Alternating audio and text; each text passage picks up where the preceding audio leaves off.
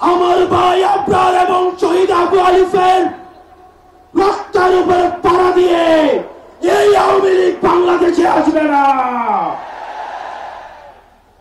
এই সংস্কার আমাদের দেশের সবচেয়ে বড় সংস্কার, আওয়ামী লীগকে নিষিদ্ধ করতে হবে। হামলার আগে দীর্ঘক্ষণ অনুসরণ করা হচ্ছিল হাসনাতকে। গাজীপুরের চান্দনা চৌরাস্তা এলাকায় জাতীয় নাগরিক পার্টির এনসিপি দক্ষিণাঞ্চলের মুখ্য সংগঠক হাসনাত আব্দুল্লাহর গাড়িতে হামলার আগে তাকে দীর্ঘক্ষণ অনুসরণ করছিল একদল লোক। হাসনাতের গাড়িটির চালক জানিয়েছেন, কয়েকটি মোটরসাইকেলে থাকা ওই লোকেরা তাদের পিছু নিয়েছিল। রোববার ৪ মে সন্ধ্যা ৭টার কিছু সময় আগে দুর্বৃত্তরা হাসনাত আব্দুল্লাহকে বহনকারী গাড়িটিতে হামলা চালায়। ঘটনার সময় তিনি গাড়িতে ঘুমিয়েছিলেন।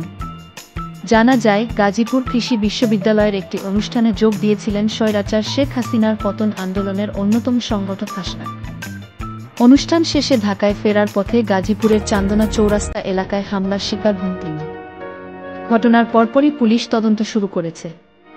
অপরাধীদের চিহ্নিত ও গ্রেপ্তারে তারা কাজ করছেন।